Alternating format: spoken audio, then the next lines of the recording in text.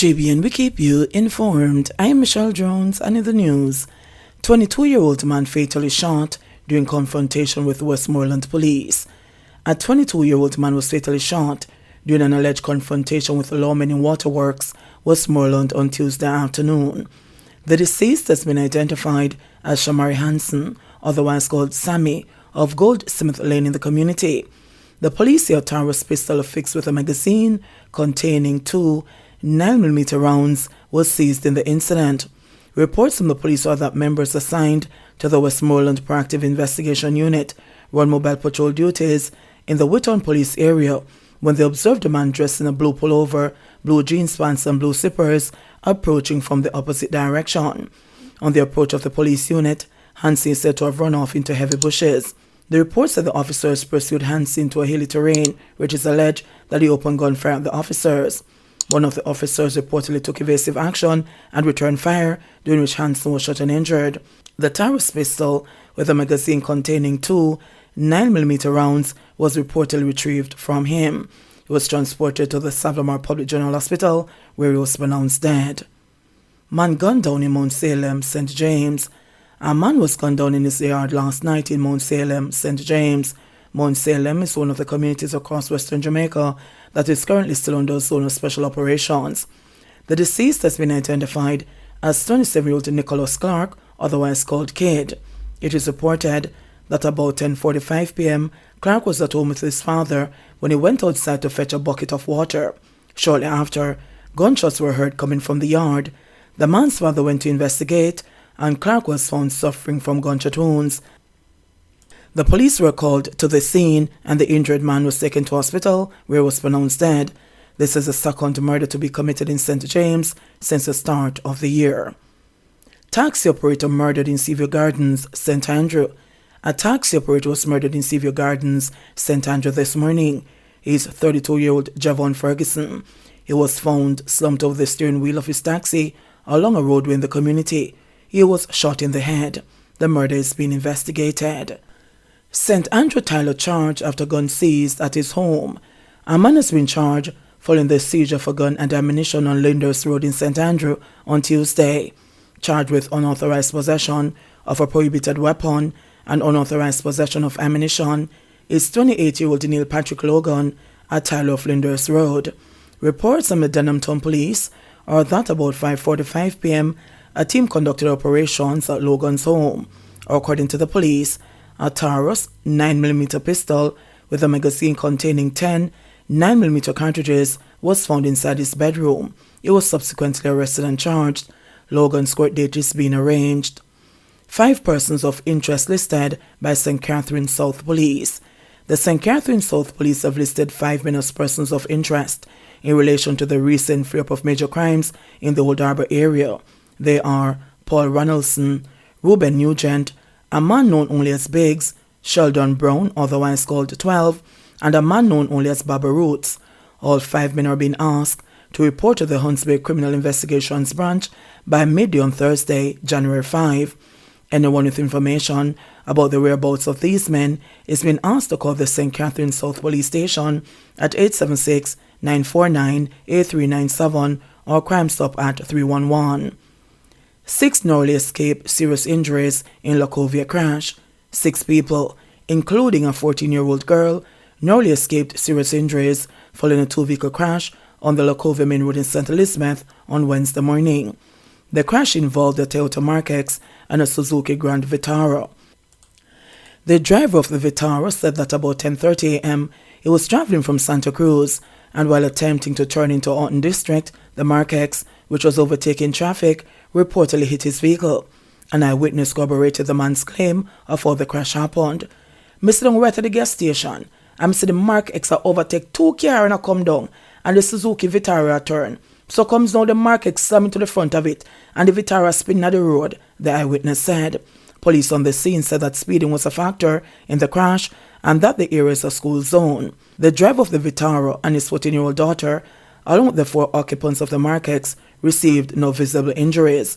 The crash had affected the flow of traffic on the crucial roadway that connects Santa Cruz and points west.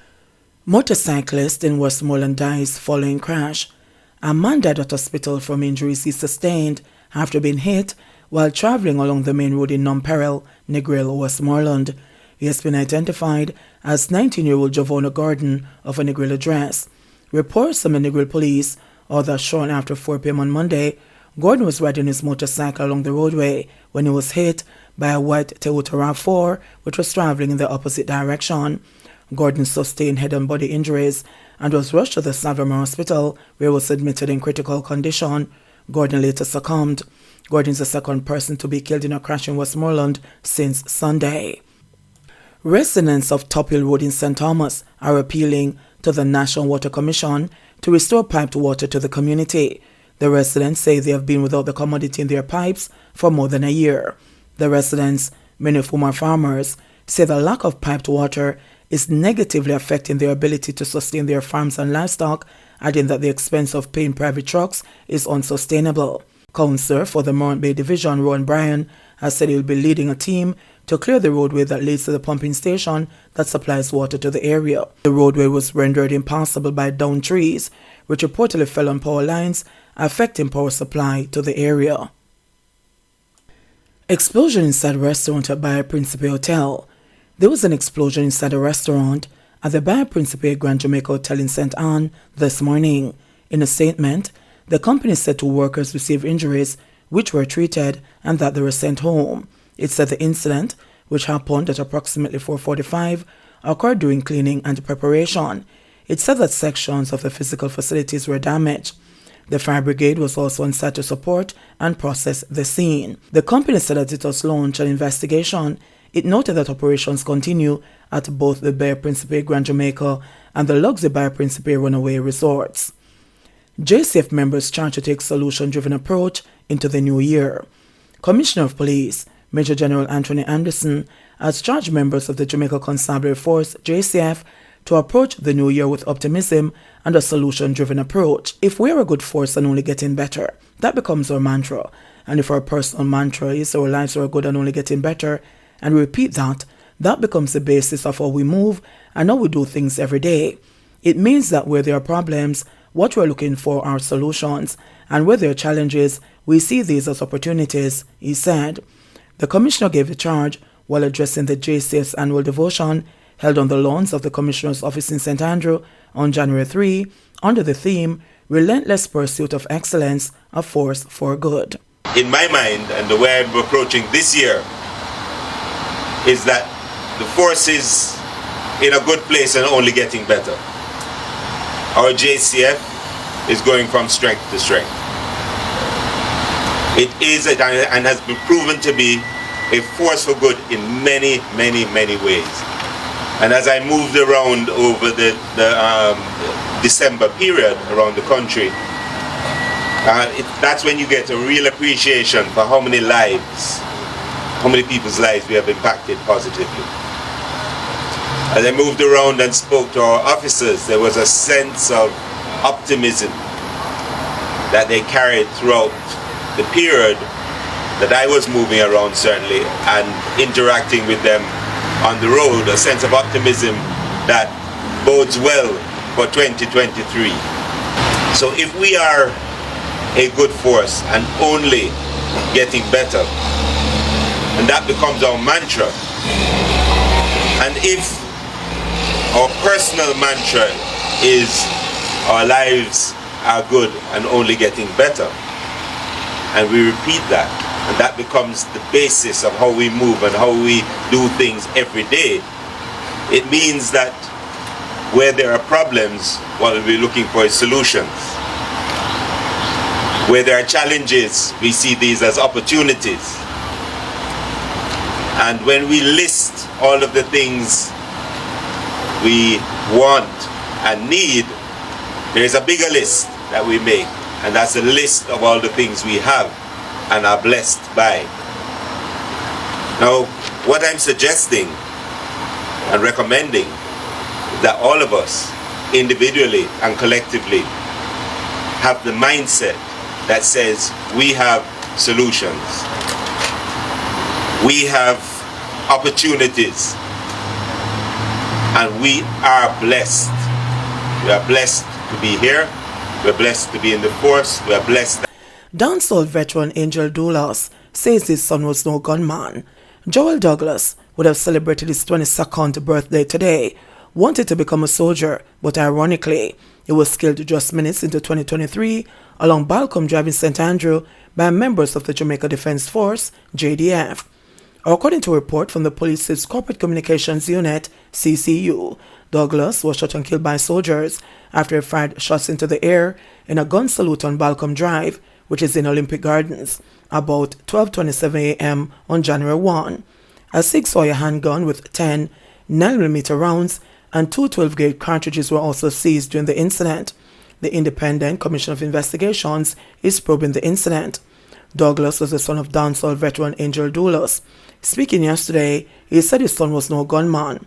People on the outside are going to follow the report and believe what was said, that he was a gunman and he had guns. I see people telling JDF thanks, and it's painful when I read those comments because it's not good to be judgmental. Remain neutral, if anything, Angel Doolas said. He was never charged or arrested, and his name was never called up in any wrongdoings. He was not a gang member or follower, and his name was never in the books. The DJ also expressed doubt about the official account of the incident. My son was in shorts and had money in his hands, so why would he have 2 guns? High-powered guns too. I'm not buying that story, he said. Angel Doolas, who currently lives in the US, said when he saw his daughter calling him after midnight on New Year's Day, he initially thought she was sending him good cheer. He also shared a haunting nightmare that he had just the day before. When my daughter called me and said, "Daddy, Noel dead," but I have to literally pinch myself to see if it was a dream, because believe it or not, just hours before my son was killed, I had a dream that I was shot by gunmen. The dream felt so real, it felt like death, he said. Angel Doolas expressed alarm at the 2021 murder toll, which nearly reached 1,500.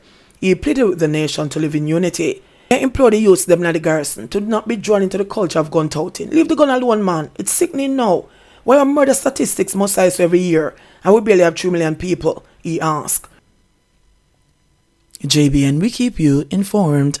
Please remember to subscribe, like, share, leave us a comment and click the notification bell to receive our daily news items.